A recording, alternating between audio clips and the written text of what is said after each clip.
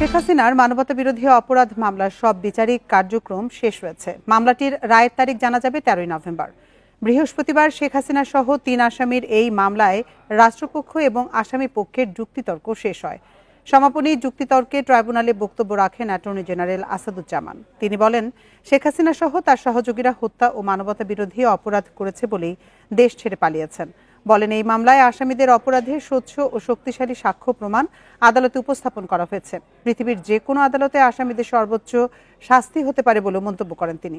পরে শেখ হাসিনা ও তার সহযোগী আসাদুজ্জামানের সর্বোচ্চ শাস্তি চেয়ে চিফ প্রসিকিউটর বলেন, এত অপরাধের পরও শেখ হাসিনার মধ্যে বিন্দুমাত্র অনুশোচনা নেই, উল্টো মামলাকারীদের নিশ্চিহ্ন করার হুমকি দিচ্ছেন। সেনাবাহিনীকে বিভিন্নভাবে উস্কানি দেওয়া হচ্ছে বলেও অভিযোগ করেন তিনি। এই আসামিদের মৃত্যুদণ্ড দাবি করা, মৃত্যুদণ্ড হওয়া, কার্যকর হওয়া, মৃত্যুদণ্ডের মাধ্যমে ন্যায় বিচার নিশ্চিত করা একটি বড় ঘটনা হিসাবে অনেকেই দেখবেন। কিন্তু এই আসামিদের যদি ন্যায় শাস্তি নিশ্চিত করতে না পারি আমরা, তাহলে এই আসামিদের হাতে বাংলাদেশের অসংখ্য অগণিত মানুষের জীবন বিপন্ন হবে। তাদের মধ্যে কোনো রিমোর্স নেই, তাদের মধ্যে কোনো অনুশোচনা নেই। এত বড় অপরাধ করেছেন, দুনিয়ার সবাই জানে এই অপরাধ সংগঠিত হয়েছে, তিনিও জানেন, কিন্তু কখনোই তার মধ্যে কোনো ধরনের অনুশোচনা পরিলক্ষিত হয়নি। উল্টো তিনি যারা তার বিরুদ্ধে মামলা করেছেন, যারা তার বিরুদ্ধে সাক্ষ্য দিচ্ছেন, তাদেরকে হত্যা করার হুমকি দিয়ে যাচ্ছেন। পটুয়াখালীর মহিপুরে একটি বরফ কলের পাইপে লিকেজ থেকে অ্যামোনিয়া গ্যাস ছড়িয়ে পড়ে অন্তত 20 জন অসুস্থ হয়ে পড়েছেন। বুধবার মধ্যরাতে এ ঘটনা ঘটে। ফায়ার সার্ভিস জানিয়েছে, বুধবার রাতে গাজী আইস প্ল্যান্ট নামের ওই বরফ কলের বাইরে পাইপ লিকেজ হয়। এতে অ্যামোনিয়া গ্যাস ছড়িয়ে পড়লে বরফ কলের ভেতরে থাকা মানুষসহ আশপাশের বেশ কয়েকজনের শ্বাসকষ্ট শুরু হয়। পরে ফায়ার সার্ভিস অসুস্থদের উদ্ধার করে হাসপাতালে ভর্তি করে। এর আগে বিভিন্ন সময় আরও কয়েকটি বরফ কলে পাইপ লিকেজের ঘটনা ঘটেছে বলে জানিয়েছে ফায়ার সার্ভিস।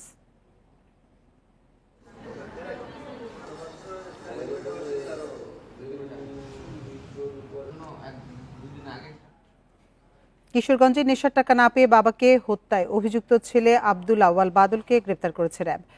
সকালে সংবাদ সম্মেলন করে এ তথ্য জানান কিশোরগঞ্জ ক্যাম্পের company commander squadron leader Mohammad Ashraful. তিনি আরও বলেন, বুধবার বিকেলে র্যাব 14 কিশোরগঞ্জ ক্যাম্পের একটি দল র্যাব 11 নারায়ণগঞ্জ ক্যাম্পের সহায়তায় সিদ্ধিরগঞ্জ থানার চট্টগ্রাম রোড থেকে আব্দুল আওয়াল বাদলকে গ্রেপ্তার করে। পরে তাকে করিমগঞ্জ থানায় হস্তান্তর করা হয়েছে।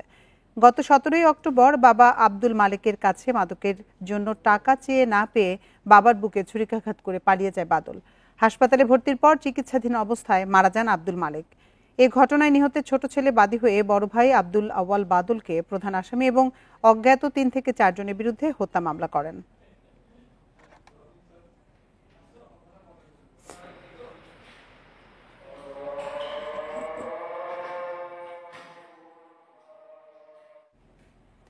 চাঁদপুর সদরে প্রবাসীর বাড়িতে ডাকাতির ঘটনা ঘটেছে। এ সময় মোবাইল, স্বর্ণালঙ্কা সহ নগদ প্রায় 8.5 লাখ টাকা নিয়ে পালিয়ে যায় ডাকাত চক্র। রাতে কুমারডুগি শফিক খানের বাড়িতে এই ঘটনা ঘটে। ভুক্তভোগীরা জানায়, 6 থেকে 7 জনের একটি দল প্রথমে পুলিশ পরিচয়ে ঘরে ঢোকার চেষ্টা করে। পরে দরজা ভেঙে ঘরের ভেতরে ঢুকে স্বামী স্ত্রীকে বেঁধে ফেলে। পরে মোবাইল, স্বর্ণালঙ্কার ও 6 লাখ টাকা ও প্রায় 2.5 লাখ টাকার মূল্যের রিয়াল নিয়ে যায় ডাকাত দল। এদিকে শাহরাস্তিতে আরেক প্রবাসীর বাড়িতে চুরির চেষ্টার সময় এলাকাবাসীর ধাওয়ায় পালিয়ে যায় দুর্বৃত্তরা। সিসি ক্যামেরায় চোরদের দেয়াল টপকাতে দেখে বাড়ির লোকজন ফোন করে এলাকাবাসী জড়ো করলে পালিয়ে যায় চোরের দল।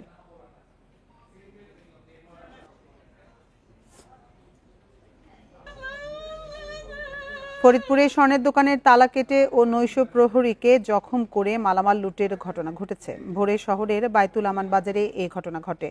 আহত 2 প্রহরীকে ফরিদপুর জেনারেল হাসপাতালে ভর্তি করা হয়েছে।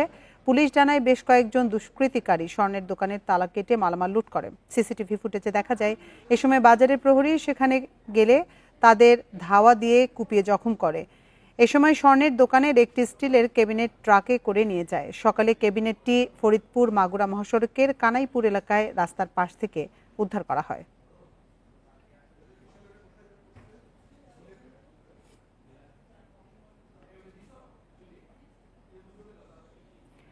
খুলনার লবণচড়ায় স্ত্রীকে হত্যার অভিযোগ উঠেছে স্বামীর বিরুদ্ধে। সকাল 8:30টার দিকে দরগাপাড়া এলাকার সবুজপল্লীতে এই ঘটনা ঘটে। স্থানীয়রা স্বামী নাজমুল হাসানকে আটক করে পুলিশে সোপর্দ করে। পুলিশ জানায় ভোর 5:30টার দিকে চিৎকার শুনে ডলি বেগমের ঘরে যান মেয়ে সাদিয়া।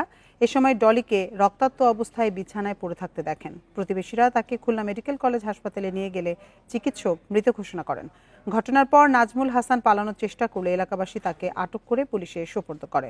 ঘটনাস্থল থেকে হত্যায় ব্যবহার করা হয় ধারালো অস্ত্র, এটি পুলিশ উদ্ধার করে।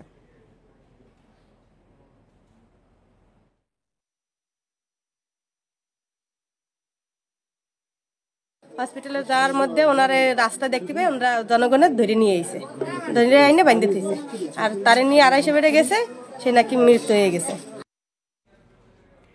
পূর্বশত্রুতার জেরে সাভারে প্রতিপক্ষের হামলায় আবু সাইদ নামে একজন নিহত হয়েছেন। এই ঘটনায় আহত হয়েছে আরও অন্তত 8 জন। বুধবার রাতে বনগাঁও ইউনিয়নের বেড়াইদ এলাকায় এ ঘটনা ঘটে। নিহতের স্বজন ও আহতদের দাবি, পূর্বশত্রুতার জেরে দেশীয় অস্ত্র নিয়ে আবু সাইদের উপর হামলা চালায় প্রতিপক্ষ জাকির ও তার লোকজন। আবু সাইদকে উদ্ধার করতে গেলে তাদের উপরও হামলা চালিয়ে পালিয়ে যায় জাকির ও তার লোকজন। এতে আহত হয় বেশ কয়েকজন। আহত সবাইকে সাভারের এনাম মেডিকেল কলেজ হাসপাতালে নেওয়া হলে চিকিৎসক আবু সাইদকে মৃত ঘোষণা করেন। পরে তার মরদেহ মর্গে পাঠায় পুলিশ। এ ঘটনায় তদন্ত করে ব্যবস্থা নেওয়ার আশ্বাস দিয়েছে পুলিশ।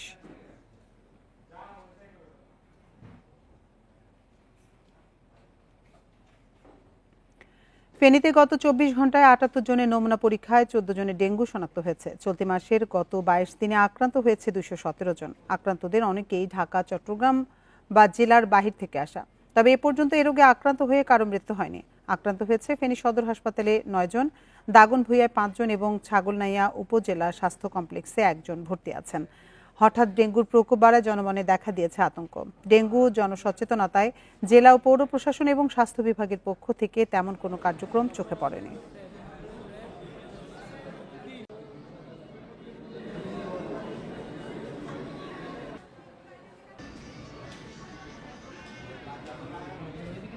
জ্বর একটু কমে না, এখন 3 দিন পরে আবার ডাক্তারের ফার্মেসিতে আনছি।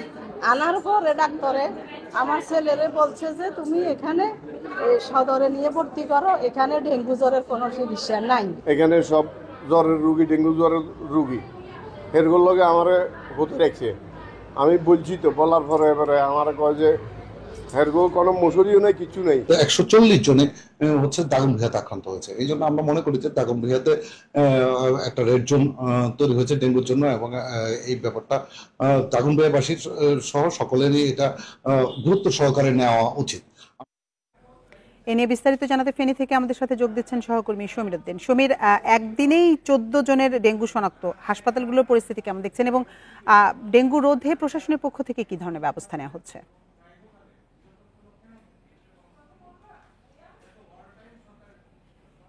আমি যদি আপনাকে বলি, এই ডেঙ্গুর সবচেয়ে বেশি প্রকোপ দেখা দিয়েছে এই মুহূর্তে দাগনভূঞাতে। দাগনভূঞাকে রেড জোন ঘোষণা করা হয়েছে, বা দাগনভূঞাকে বলা হচ্ছে সবচেয়ে বেশি হটস্পট এই ডেঙ্গুর কারণে। কারণ হচ্ছে এই মুহূর্তে দাগনভূঞাতে সবচেয়ে বেশি আক্রান্ত হচ্ছে, কারণ কিছুক্ষণ আগের যে খবর, সিভিল সার্জন তিনি বলেছেন দাগনভূঞা হসপিটালে 9 জন ভর্তি আছে, সদর হাসপাতালেও প্রায় 9 জন ভর্তি আছে এবং ছাগলনাইয়াতে 1 জন। সর্বশেষ আমার কাছে তথ্য এসছে প্রায় 19 জন রোগী ডেঙ্গু আক্রান্ত হয়ে এখানে ভর্তি আছে। তো জেলা প্রশাসন, পৌর প্রশাসন এবং স্বাস্থ্য বিভাগের পক্ষ থেকে এই ডেঙ্গু প্রতিরোধে জনসচেতনমূলক বা বিভিন্ন যে কার্যক্রম নেওয়ার কথা, সেগুলো আমাদের এখনো চোখে পড়েনি। কারণ আমরা দেখেছি অন্যান্যবার এই ডেঙ্গু প্রতিরোধে তাদের পর্যাপ্ত প্রচারণা থাকে এবং পর্যাপ্ত ব্যবস্থা থাকে। মশা যে ঔষধ সেটি ছিটানোর যে ব্যবস্থা, সেগুলো তেমন চোখে পড়েনি। গতকাল আমরা সদর হাসপাতালে গিয়ে দেখেছি সেখানে যে জেনারেল ওয়ার্ডে যে ডেঙ্গু রোগী যারা আছে তাদেরকে সেখানে স্বাস্থ্য সেবা দেওয়া হচ্ছে। প্রায় প্রত্যেকটা রোগীর কোথাও কারো মশারি টাঙানো নাই, কারণ আমরা জানি যে একজন ডেঙ্গু রোগীর সংক্রমণকারীকে যদি মশা কামড় দেয়, এই মশা যদি অন্য কাউকে কামড় দেয় তাহলে সেখানে তাদের ডেঙ্গু হওয়ার আশঙ্কা থাকে। কিন্তু সদর হাসপাতালে আমরা গিয়ে দেখি যে সেখানে 9 জন রোগী ভর্তি আছে, তাদের কাউ মশারি টাঙাতে পারেনি। কর্তৃপক্ষের সাথে আমরা কথা বলার চেষ্টা করেছি, তারা বলছে যে আসলে তারা কোনো সদুত্তর দিতে পারে, তবে সেখানকার নার্স এবং রোগীরা বলছে যে মশারি টাঙানোর জন্য যে পর্যাপ্ত ব্যবস্থা করা দরকার সেটি করেনি। আমরা অন্যান্যবার দেখেছি যে সদর হাসপাতালে ডেঙ্গুর জন্য একটি স্পেশাল ইউনিট করা থাকে, যেখানে সার্বক্ষণিক ডাক্তার থাকে, মশারি টাঙানো থাকে এবং একটা ইউনিটই থাকে যেখানে শুধু ডেঙ্গু রোগীরা থাকে। এবার সেরকম কোনো পদক্ষেপ না দেখাতে এখানকার যে রোগীরা আছে অন্যান্য তাদের যে স্বজনরা আছে তারা বেশি হতাশা এবং আতঙ্কগ্রস্ত আছে। তারা বলছে যে এই পরিস্থিতি যদি থাকে তাহলে এই ডেঙ্গুর যে সংক্রমণ সেটি দীর্ঘায়িত হবে এবং এটি দিন দিন বাড়তে থাকবে।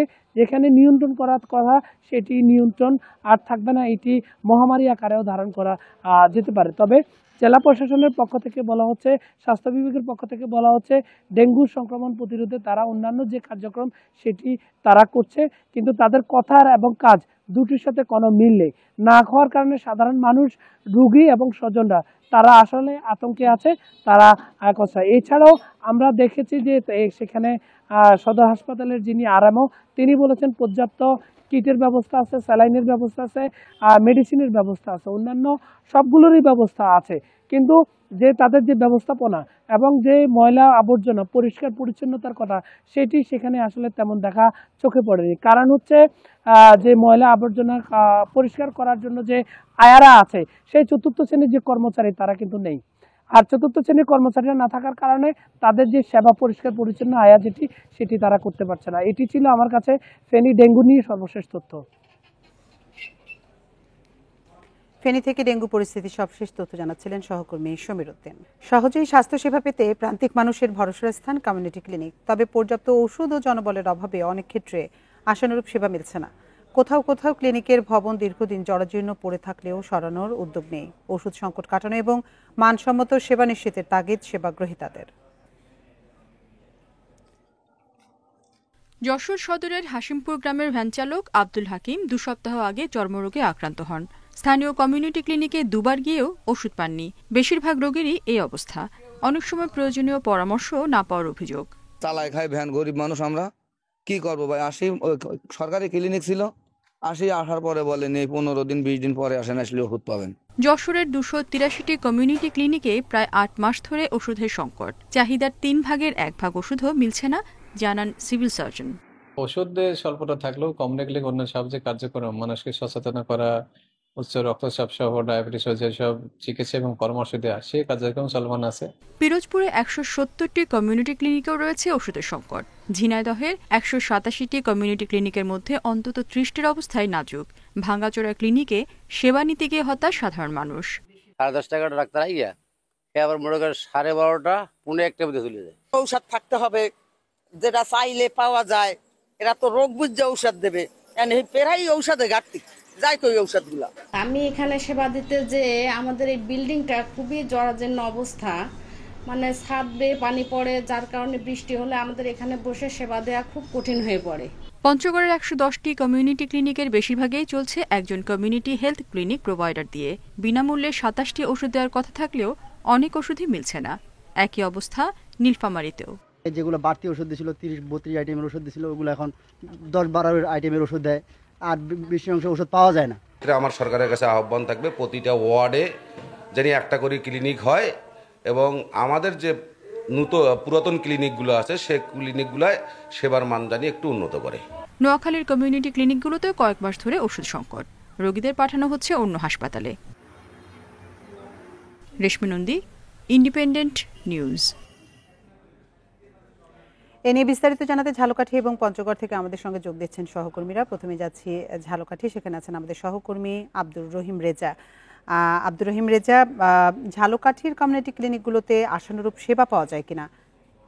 জি দেখুন, ঝালকাঠি জেলায় 1998 সালে এবং থেকে 2001 সাল পর্যন্ত 97টি কমিউনিটি ক্লিনিক স্থাপন করা হয়, যার মধ্যে ইতিমধ্যেই কিন্তু জেলা স্বাস্থ্য বিভাগের পক্ষ থেকে 30টিকে আসলে ঝুঁকিপূর্ণ ঘোষণা করা হয়েছে। তার মধ্যে অতি ঝুঁকিপূর্ণ রয়েছে 26টি। অর্থাৎ এই সকল কমিউনিটি ক্লিনিকগুলোর যে ভবন রয়েছে সেই ভবনগুলো থেকে আসলে বর্ষার দিনে পানি পড়ে এবং পাশের যে পলেস্তরা রয়েছে সেগুলো খসে পড়ে, এরকমের অবস্থা। আর বর্ষার দিনে আর একটা বিষয়, এই যে গ্রামীণ এবং প্রত্যন্ত অঞ্চলে এই সকল কমিউনিটি ক্লিনিকগুলোতে বর্ষার দিনে যে রকমের যাতায়াত করা দুষ্কর হয়ে যায়, তেমনি করে এইসব স্বাস্থ্য কেন্দ্রগুলোতে আপনার বিশুদ্ধ পানি নেই, ওয়াশরুমের সেরকম ব্যবস্থা নেই।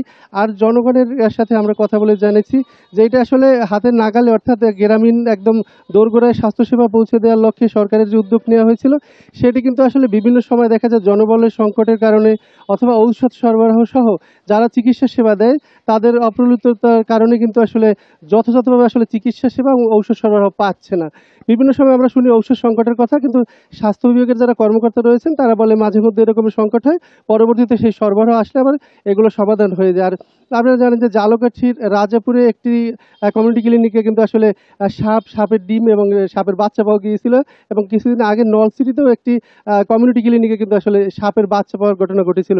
তো এই সব মিলিয়ে কিন্তু আসলে এই সকল স্বাস্থ্য কমপ্লেক্সগুলো যেরকম ঝুঁকিপূর্ণ রয়েছে সেরকম কিন্তু আসলে যথাযথ সেবাও কিন্তু পাচ্ছে না। আর ওইখানে যারা কর্মরত রয়েছেন তাদেরও দাবি যে তাদের আসলে পর্যাপ্ত সুযোগ সুবিধা, বেতন ভাতা কিন্তু আসলে দিচ্ছে না। তারা বিভিন্ন সময় এরকম আন্দোলন সংগ্রাম এবং কর্মবিরতিও পালন করে যাচ্ছে। আর একটা বিষয় আমরা জানিয়ে রাখি যে জেলা এবং উপজেলা স্বাস্থ্য কর্মকর্তাদের সাথে আমরা কথা বলে যেটা জানতে পেরেছি, তারা আসলে বলে যে বিভিন্ন রকমের স্বাস্থ্য যে বার্তা এবং স্বাস্থ্যের যে নির্দেশিকা, মানুষকে সচেতনতা করা সহ বিভিন্ন রকমের বার্তা তারা কিন্তু দিয়ে থাকে এবং মানুষকে আসলে সেবা দিয়ে যাচ্ছে। মাঝে মধ্যে এরকমের সামান্য ঔষধ সংকট এবং জনবল সংকটের কারণে কিছুটা বিচ্যুতি ঘটলেও আসলে সেবা কিন্তু দিয়ে যাচ্ছে। আর একটা বিষয় একটু জানিয়ে রাখি যে ঝালকাঠি সদর হাসপাতাল এবং যে উপজেলা যে স্বাস্থ্যকেন্দ্রগুলো রয়েছে, কমপ্লেক্সগুলো, সেই স্বাস্থ্য কমপ্লেক্সগুলো কিন্তু আসলে পরীক্ষা নিরীক্ষার ব্যবস্থা নেই। সেই সকলগুলো স্বাস্থ্য কমপ্লেক্সগুলোতেও কিন্তু আসলে চিকিৎসক সংকট সহ পরীক্ষা নিরীক্ষার যে ব্যবস্থা রয়েছে সেগুলো অপ্রতুল। এসব কারণে কিন্তু আসলে চিকিৎসা সেবা ব্যাহত হচ্ছে। তাদের দাবি যাতে করে জনবল, চিকিৎসক এবং যে সকল পরীক্ষা নিরীক্ষা করার যন্ত্রের যে অপারেটর রয়েছে সেগুলো যাতে দেওয়া হয়। এই ছিল আসলে ঝালকাঠির স্বাস্থ্য নিয়ে আমার কাছে সর্বশেষ তথ্য। আব্দুর রহিম রেজা, আপনি সাথে থাকুন। এবার আমরা যেতে চাই পঞ্চগড়ে, সেখানে আছেন আমাদের সহকর্মী শফিকুল ইসলাম। শফিকুল, আমরা ঝালকাঠির পরিস্থিতি শুনছিলাম, পঞ্চগড়ে কমিউনিটি ক্লিনিকগুলোর সেবার মান কেমন এবং সেখানে কয় ধরনের ওষুধ আসলে বিনামূল্যে দেওয়া হয় রোগীদের? আমি যদি শুরুতেই পঞ্চগড়ের স্বাস্থ্য সেবার বিষয়ে বলি, তাহলে এক বাক্যে বলা যায় যে জনবল সংকটের কারণে, চিকিৎসক সংকটের কারণে পঞ্চগড়ে আসলে গোটা জেলায় স্বাস্থ্য সেবা ব্যাহত হচ্ছে। একই অবস্থা কিন্তু পঞ্চগড়ের 5 উপজেলার যে কমিউনিটি ক্লিনিক গুলো রয়েছে সেগুলোতেও জনবল সংকটের কারণেই কিন্তু সেভাবে স্বাস্থ্য সেবাটা পাওয়া যাচ্ছে না তৃণমূল বা গ্রামীণ পর্যায়ে।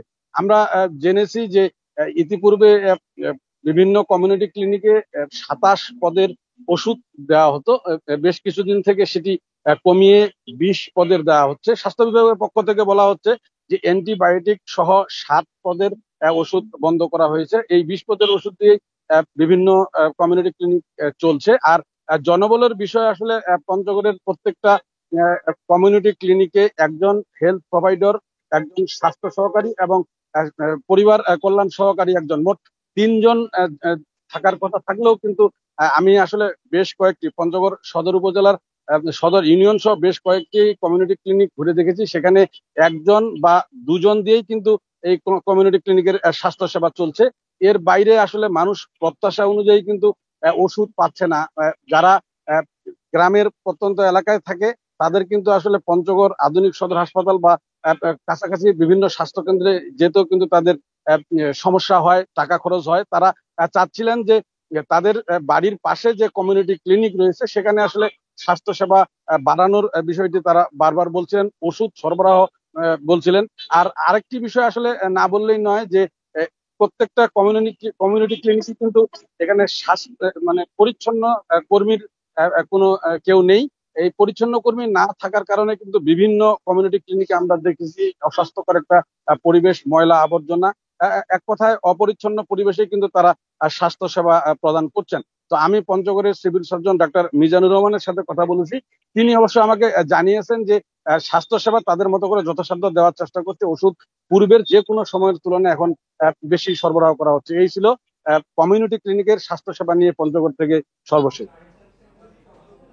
ঝালকাঠি এবং পঞ্চগড় থেকে কমিউনিটি ক্লিনিকে সেবার মান নিয়ে জানাচ্ছিলেন আমাদের সহকর্মীরা।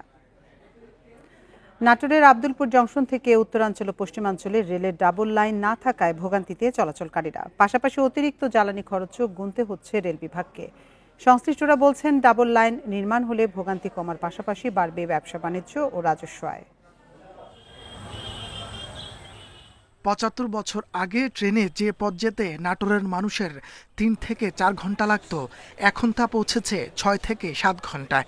ব্রিটিশ আমলে এই জেলার আব্দুলপুর জংশন থেকে নীলফামারীর চিলাহাটি পর্যন্ত ডাবল লাইন ছিল, কিন্তু পাকিস্তান আমলে একটি লাইন উঠিয়ে নেওয়া হয়। স্বাধীনতার পর অর্ধ শতাব্দীতেও সেই লাইন ফিরিয়ে আনেনি কোনো সরকার।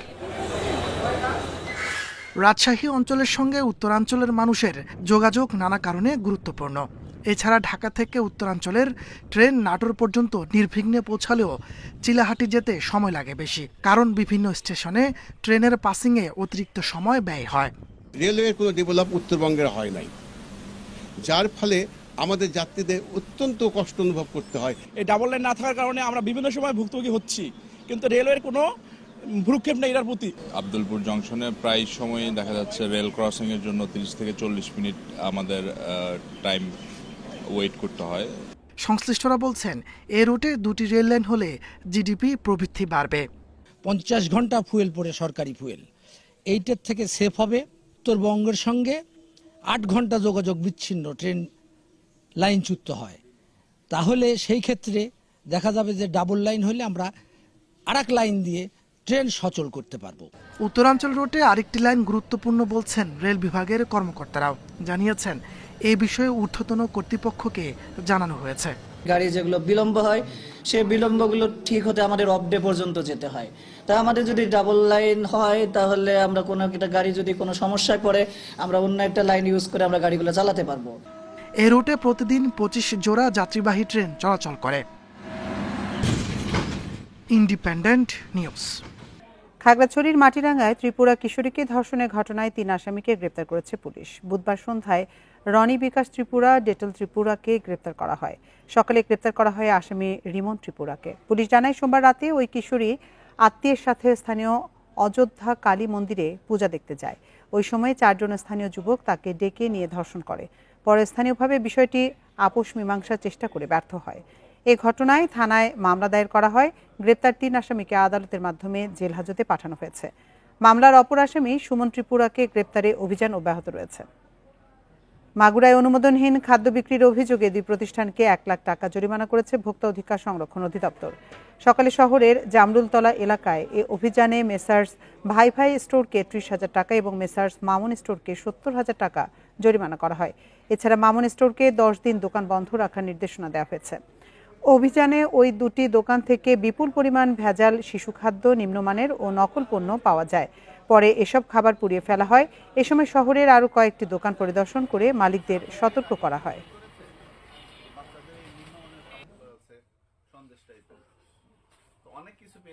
অভিযানে এসে আমরা বেশ কয়েকটি প্রতিষ্ঠান তদারকি করেছি।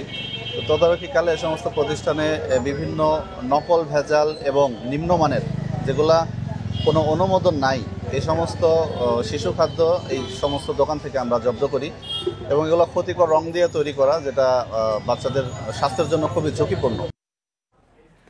মেহেরপুরে নির্মাণ কাজ শেষ করার 1 বছরের মধ্যে ভেঙে পড়েছে নদীর পাড় রক্ষা বাঁধ। নিম্নমানের সামগ্রী ব্যবহার করে কাজ করায় আবারও ভেঙে গেছে নদীর পাড়। এখনই দ্রুত ব্যবস্থা না নিলে নদীতে ভেঙে পড়তে পারে সড়ক সহ আশপাশের বসতঘর। তবে এলজিডি বলছে, ভাঙা জায়গা মেরামত করে জনদুর্ভোগ কমানো হবে। বেশ কয়েক বছর আগে গাংনী উপজেলার সিন্দুরকোট গ্রাম সংলগ্ন মাথাভাঙা নদীর পাড় ভেঙে যায়। সেটি মেরামতে উদ্যোগ নেয় এলজিইডি। 2021-22 অর্থবছরে বাঁধ ও সড়ক নির্মাণের কাজ শুরু করে স্থানীয় ঠিকাদারি প্রতিষ্ঠান মেসার্স অথই এন্টারপ্রাইজ। নির্ধারিত সময়ে কাজ শেষ করতে পারেনি ঠিকাদার প্রতিষ্ঠানটি। পরবর্তীতে এ প্রকল্পের ইউড্রেন না করেই বিল উত্তোলন করে চলে যায় অথই এন্টারপ্রাইজ। চলতি বর্ষা মৌসুমে অতিবৃষ্টির কারণে নদীর পাড় রক্ষা বাঁধসহ ভেঙে গেছে নবনির্মিত এই সড়কের বেশ কিছু অংশ।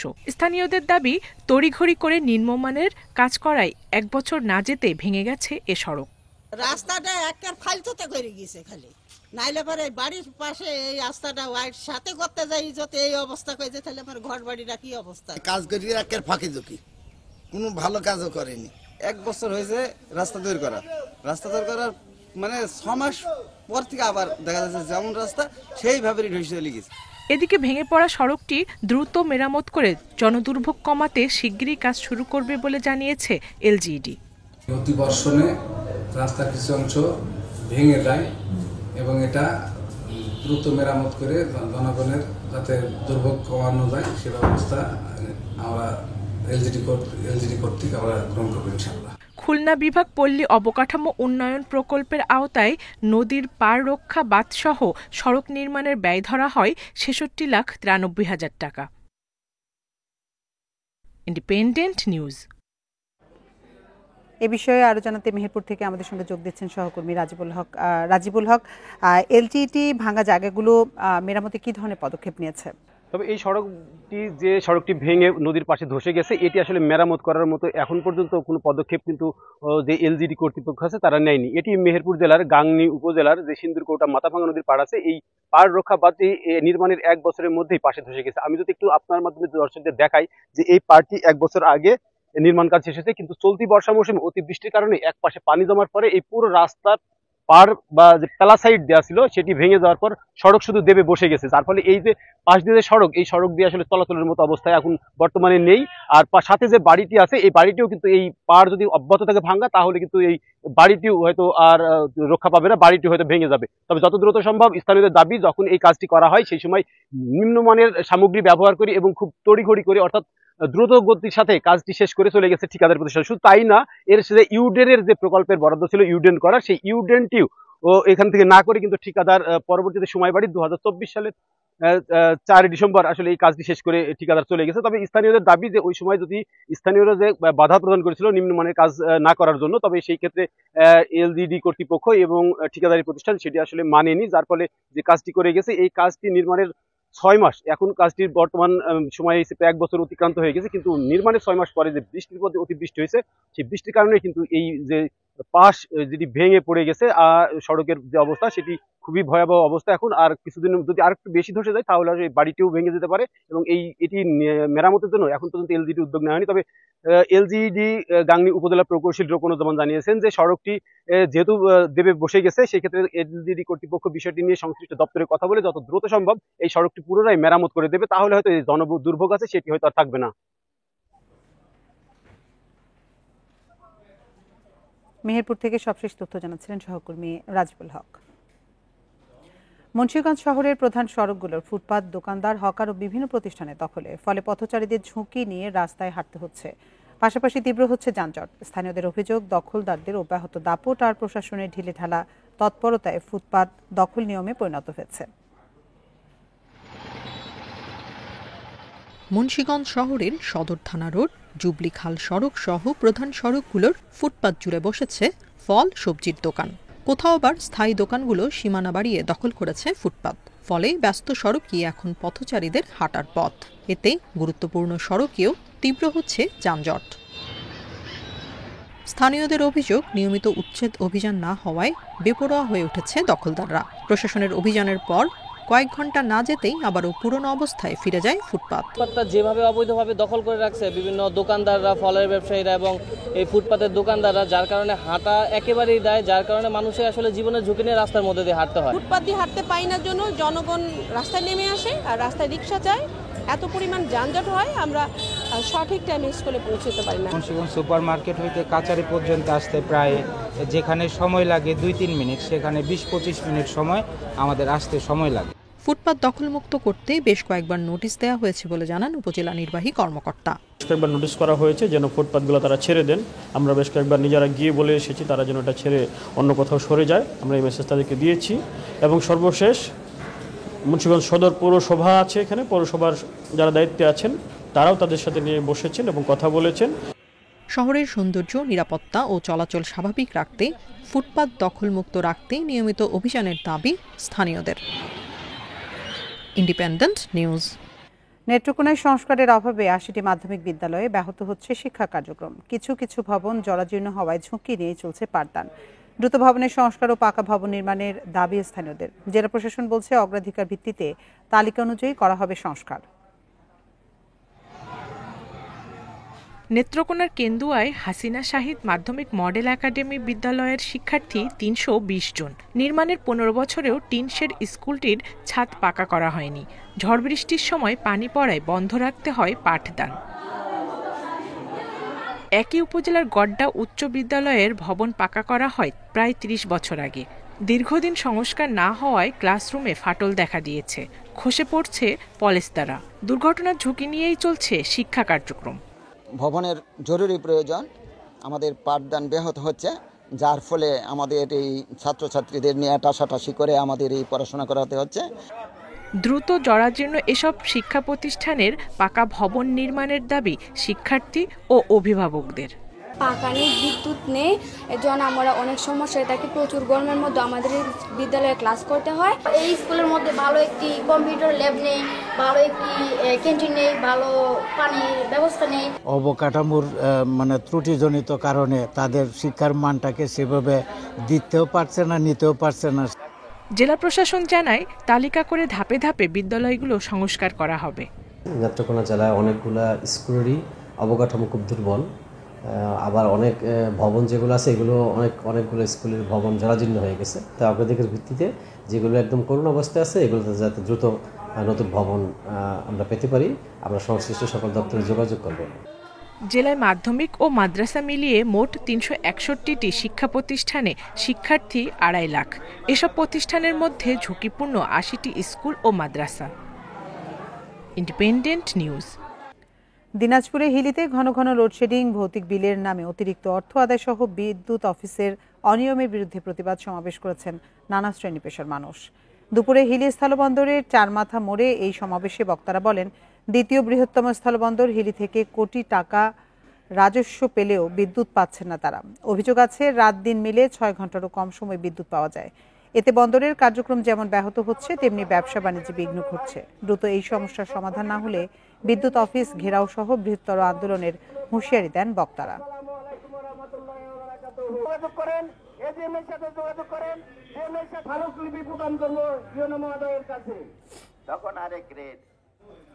ছাত্র সংসদ নির্বাচনের দাবিতে বিক্ষোভ করেছেন বরিশাল বিএম কলেজের শিক্ষার্থীরা। বেলা 11:30টায় সাধারণ শিক্ষার্থীদের ব্যানারে এই বিক্ষোভ করেন তারা। এ সময় প্রশাসনিক ভবন ঘেরাও ও তালা দিয়ে বিক্ষোভকারীরা বলেন, বরিশাল সরকারি ব্রজমোহন বিএম কলেজে ছাত্র সংসদ নির্বাচনের জন্য দাবি জানিয়ে আসলেও প্রশাসন আমলে নিচ্ছেন না। এ সময় তারা আগামী 24 ঘন্টার আলটিমেটাম দেন, অন্যথায় কঠোর আন্দোলনের কথা জানান। বিএম কলেজের শিক্ষার্থীর সংখ্যা প্রায় 30,000। 2003 সালে সবশেষ বাক্স নির্বাচন অনুষ্ঠিত হয়েছে বিএম কলেজে।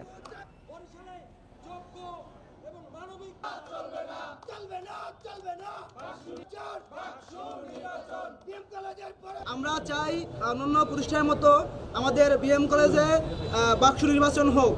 এর দাবিতে আমরা অনেক আন্দোলন করে এসেছি, কিন্তু বাক্স ছাড়া বা ছাত্র প্রতিনিধি ছাড়া কোনো ক্যাম্পাসই শিক্ষা সুস্থ পরিবেশ ফিরিয়ে আনে না। সাধারণ শিক্ষার্থীরা বারবার মাঠে নেমেছে এবং তার উদ্দেশ্য একটা ছিল বাক্স নির্বাচনের দাবিতে, কিন্তু সেই পিরোজপুরের নাজিরপুরে কালীগঙ্গা নদীতে ঐতিহ্যবাহী নৌকাবাইজ প্রতিযোগিতা অনুষ্ঠিত হয়েছে। গ্রাম বাংলার লোকজ ঐতিহ্য নৌকাবাইজ দেখতে নদীর দুপারে মানুষের ঢল নামে।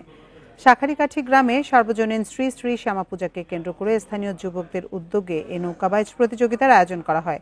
আয়োজকরা জানান, আগে প্রতি বছরই কালীগঙ্গায় নৌকাবাইজ হতো, তবে নানা কারণে 2 যুগ বন্ধ ছিল এ প্রতিযোগিতা। দীর্ঘদিন পর উপজেলা প্রশাসন ও বিএনপি নেতাদের সার্বিক সহযোগিতায় নৌকাবাইজ প্রতিযোগিতা আয়োজন করা হয়।